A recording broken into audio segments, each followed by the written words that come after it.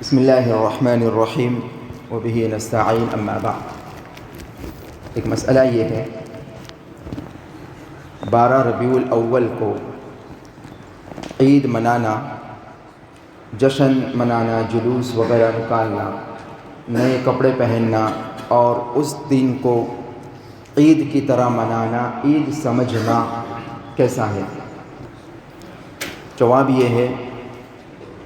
کہ یہ چیز صحیح نہیں ہے، بلکہ اسے بدعت کہیں گے۔ اور جو لوگ یہ کہتے ہیں، جس مسلک سے جو لوگ مناتے ہیں ان کا جس مسلک سے تعلق ہے، اکثر وہ لوگ اس کو بدعت مانتے ہیں، مگر وہ لوگ یہ کہہ دیتے ہیں کہ یہ بدعت حسنہ ہے، یعنی اچھی بدعت ہے۔ تو اگر یہی بات ہے تو پھر کیا مغرب میں جو آپ نے 3 رکعت نماز پڑھائی، اس میں 4 رکعت اگر پڑھا دی جائے، 1 رکعت کا اضافہ کر دیا جائے، ظاہر ہے کوئی غلط کام تو نہیں ہوگا، صرف فاتحہ زیادہ پڑھی جائے گی، قراءت زیادہ کی جائے گی، رکوع زیادہ ہوگا، 2 سجدے زیادہ ہوں گے، اچھی چیز ہوگی۔ اذانوں کے بعد لا الہ الا اللہ جو اخیر میں، اس کے بعد اگر محمد رسول اللہ بھی اذان میں شامل کر لیا جائے تو ظاہر ہے وہ کوئی غلط کام تو نہیں ہوگا، تو اسے اگر بدعت حسنہ کہہ کر شامل کر لیا جائے، جبکہ وہ غلط کام بھی نہیں ہے اور حضور صلی اللہ علیہ وسلم نے ان چیزوں سے روکا بھی نہیں ہے، لیکن ظاہر ہے اس کے باوجود بھی اسے قبول نہیں کیا جائے گا، اسے بدعت اور غلط ہی کہا جائے گا۔ اسی طرح یہاں بھی ہے۔ کیوں اسے منانا اور عید سمجھنا صحیح نہیں ہے؟ علماء کرام نے اس کی بہت ساری وجہ لکھی ہے۔ نمبر 1، مشہور قول کے مطابق 12 ربیع الاول کو رسول اللہ صلی اللہ علیہ وسلم کی ولادت باسعادتہ وجود میں آئی، مشہور قول کے مطابق، لیکن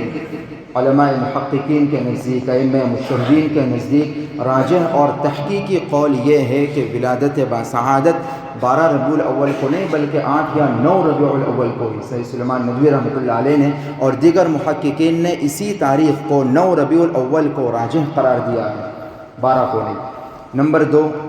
ایک قول کے مطابق، بلکہ بعضوں نے لکھا ہے کہ راجح قول کے مطابق 12 ربیع الاول کو رسول اللہ صلی اللہ علیہ وسلم کی وفات کا دن ہے۔ اس دن آپ دنیا سے تشریف لے گئے، اور جس دن رسول اللہ صلی اللہ علیہ وسلم دنیا سے تشریف لے گئے، اس دن صحابہ کرام پر جو غم کا پہاڑ ٹوٹا تھا اور ان کے جو کیفیات اور جو حالات تھی، لکھنے والوں نے اس پر پوری داستانیں لکھی ہیں۔ صدیق اکبر رضی اللہ عنہ کا کیا ہوا تھا، فاروق اعظم رضی اللہ عنہ کا کیا حال ہوا تھا، پوری تفصیلات صحابہ کرام پر کتنا غم ٹوٹا تھا۔ تو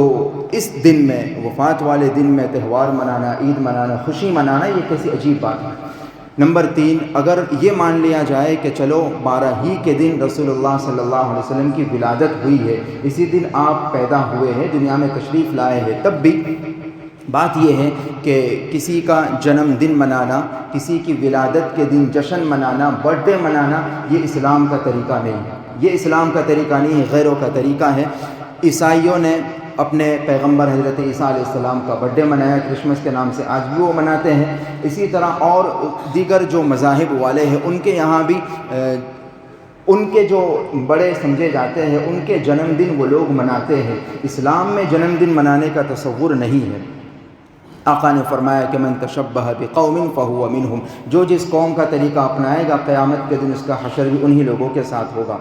نمبر 4، خود ہمارے پیارے نبی صلی اللہ علیہ وسلم نے پیر کے دن روزہ رکھا۔ صحیح حدیثوں میں اس کا ذکر ملتا ہے کہ آقا سے پوچھا گیا کہ آپ پیر کے دن روزہ کیوں رکھتے، کثرت سے، ہمیشہ بلکہ پیر کے دن روزہ رکھتے تھے۔ آپ نے فرمایا فیہ ولدت وفیہ انزل الی۔ عجیب بات یہ ہے کہ اسی حدیث کو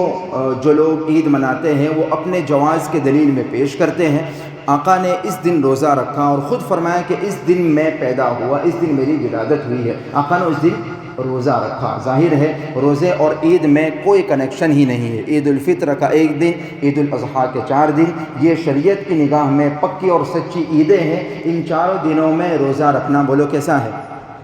حرام ہے۔ تو رسول اللہ صلی اللہ علیہ وسلم نے پیر کے دن، اور خود آپ نے فرمایا کہ اس دن چونکہ میری ولادت ہوئی اس لیے میں اس دن روزہ رکھتا ہوں، اپنی ولادت کے دن آقا نے روزہ رکھ کر اس ولادت کے دن کو عید کا تصور دینے کی آپ نے جڑ ہی کاٹ دی کہ اس دن کو عید کے طور پر نہیں منایا جا سکتا۔ نمبر 5،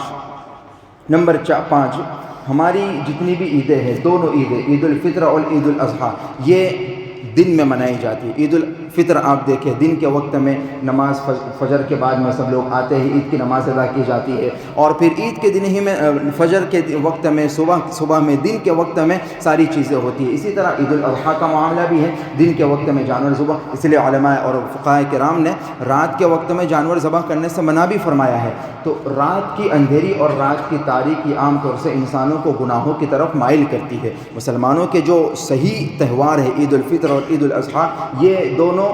دن کے وقت میں منائے جاتے ہیں، جبکہ آپ یہ 12 ربیع الاول کو جو لوگ مناتے ہیں اس کو آپ دیکھیے ساری لائٹنگ رات کے وقت میں ہوتی ہے، اور پھر 12 ربیع الاول کی رات میں 11 کے بعد میں جو رات آتی ہے تو اس میں صبح صادق کے وقت میں زور زور سے نعتیں بجائی جاتی ہے، اور اسی میں پورا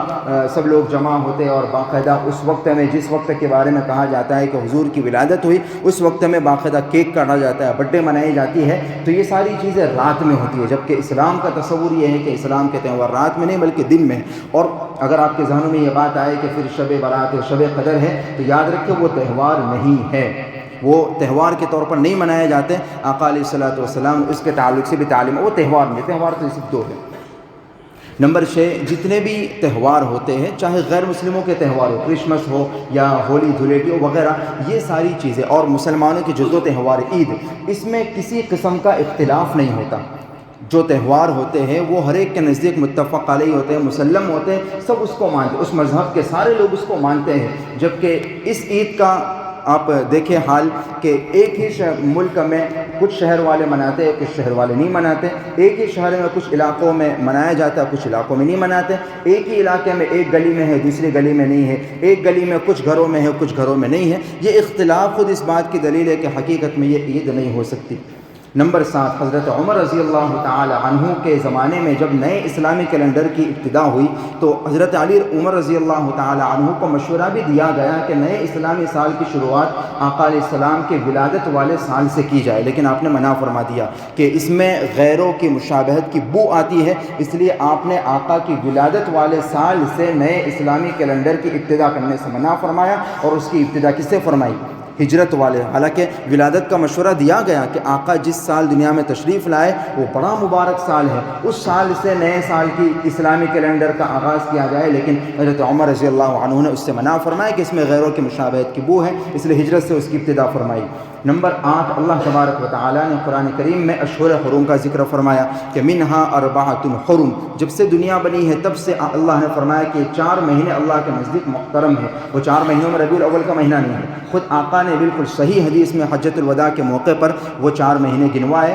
ذوالقعدہ، ذوالحجہ، محرم اور رجب، اس میں ربیع الاول کا مہینہ نہیں ہے۔ پھر رمضان المبارک مقدس مہینہ ہے، اللہ تعالیٰ نے اسپیشلی اس کا ذکر فرمایا، شہر رمضان الذی انزل فیہ القرآن۔ اگر اللہ کو تو معلوم تھا نا کہ 12 ربیع الاول میں میرے لاڈلے کی ولادت ہونے والی ہے، اللہ سے تو بھول نہیں ہو سکتی نعوذ باللہ، تو اللہ نے جب یہ اشہر حرم جو مقدس مہینے ہیں، محترم مہینے ہیں، ان کا قرآن میں ذکر فرمایا، شہر رمضان الذی میں رمضان کا اسپیشلی ذکر فرمایا، ربیع الاول کا ذکر کیوں نہیں فرمایا؟ آپ اللہ کو تو معلوم تھا، اگر یہ اسپیشل ہوتا تو اللہ اس کا بھی ضرور ذکر فرماتے ہیں۔ نمبر 9، جلوس میں جو اس دن جو کام کیے جاتے ہیں، عام طور سے سارے کام آپ اگر نوٹ پین لے کر دیکھیں نا تو اکثر کام اس میں وہ ہوتے ہیں جو خود آقا علیہ الصلوۃ والسلام کی تعلیمات کے خلاف ہوتے ہیں۔ مرد و عورت کا اختلاط خوب ہوتا ہے، عورتیں بے پردہ ہو کر بہت نکلتی ہیں اور اس میں نمازیں ضائع کی جاتی ہے، زور زور سے میوزک اور ڈی جے بجائے جاتے ہیں۔ آقا نے میوزک سے اور ناچ گانوں سے، ڈی جے سے اور اس طرح کے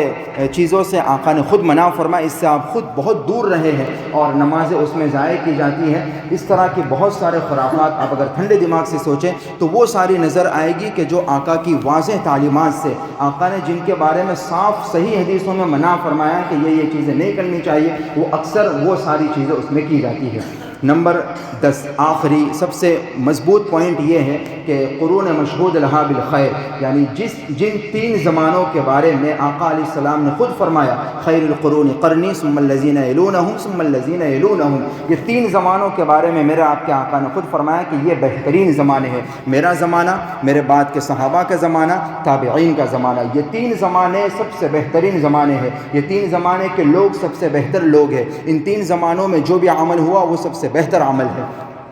اب اگر آپ ذرا غور کریں تو ان تینوں زمانوں میں نہ رسول اللہ صلی اللہ علیہ وسلم نے اس کے بارے میں کوئی تعلیم دی ہے، نہ رسول اللہ صلی اللہ علیہ وسلم نے 12 ربیع الاول کے دن عید منائی ہے، نہ صحابہ کرام نے منائی ہے۔ حالانکہ آپ کے 100 سال کے بعد صحابہ موجود تھے، پھر اس کے 100 سال کے بعد تک تابعین موجود تھے، لیکن ان میں سے کسی نے بھی نہیں منائی، حالانکہ وہ ہم سے کئی زیادہ عاشق رسول تھے اور رسول اللہ کے مزاج شناس تھے، آقا کے مزاج کو وہ جانتے تھے۔ اگر ایسا ہوتا تو وہ ضرور مناتے۔ آقا خود فرماتے کہ آؤ یارو ہمارا میلاد منائے، ہماری برتھ ڈے منائے، آج کے دن میں پیدا ہوا تھا، چلو ہم کچھ کریں، سیلیبریٹ کریں۔ لیکن کسی بھی صحیح حدیث میں اس طرح کا کوئی ثبوت نہیں ملتا۔ بات یہ ہے، اللہ نے 2 باتیں دل میں ڈالی تھی کہ یہ ساری چیزیں اس لیے ہو رہی ہیں۔ ایک تو من گھڑت روایات کا سہارا لیا گیا، من گھڑت روایات اور احادیث کا سہارا لیا گیا، من گھڑت واقعات اللہ والوں کی طرف منسوب کر کے ان کا سہارا لیا گیا، اور نمبر 2 پر اگر صحیح حدیث ہے بھی تو اس کی من گھڑت اور من مانی تعویل کی گئی۔ یہ 2 چیزیں اصل میں اس خرابی کی جڑ اور بنیاد کہی جا سکتی ہے۔ بہرحال خلاصہ یہ ہے کہ اگر یہ چیزیں ثابت ہوتی تو قرآن میں یا حدیث میں یا صحابہ کرام کے آثار سے یا تابعین کے عمل سے ہمیں ضرور اس کی کوئی نہ کوئی دلیل ملتی۔ آج کی طرح نہ صحیح، صحابہ کرام اپنی طرح اپنے حساب سے اس زمانے کے حساب سے کچھ تو کرتے، لیکن کوئی چیز ثابت نہیں ہے۔ اس کا مطلب یہ ہے کہ یہ عام دنوں کی طرح گزارا جائے، اس کو عید کی طرح منانا، اس میں نئے کپڑے پہننا، اس میں سیلیبریشن کرنا اور جلوس وغیرہ، اور اس میں اس کو خاص دین سمجھ کر سوا، اور یہی ہوتا ہے دین سمجھ کر ہی کرتے ہیں، نہ کرنے والوں کو کافر تک کہہ دیتے ہیں، ابلیس بنا دیتے ہیں۔ تو ظاہر ہے یہ دین میں اضافہ ہے، دین ہی میں دین کا حصہ سمجھ کر دین میں زیادتی کی گئی ہے، جس کے بارے میں آقا نے خود فرمایا من احدث فی امرنا ھذا ما لیس منہ فہو رد، کہ جو ہمارے اس دین میں اضافہ کرے گا، کوئی کام دین سمجھ کر دین بنا کر زیادہ پیش کرے گا تو وہ مردود ہے، وہ رد کر دیا جائے گا۔ اللہ تعالی حقیقت یہ ہے کہ جشن ولادت منانے کے بجائے ضرورت اس بات کی ہے کہ مقصد ولادت کو سمجھا جائے۔ قرآن میں جگہ جگہ مقصد ولادت کو بیان فرمایا گیا ہے۔ اصل محبت اطاعت اور فرما برداری چاہتی ہے، جس محبت میں اطاعت اور فرما برداری اور بات کا ماننا عمل کرنا نہ ہو وہ محبت نہیں، عداوت اور دشمنی۔ اللہ تعالیٰ صحیح معنوں میں دین کی صحیح باتوں پر شریعت اور سنت کے مطابق صحیح عمل کرنے کی ہم تمام کو توفیق عطا فرمائے۔ واللہ اعلم بالصواب۔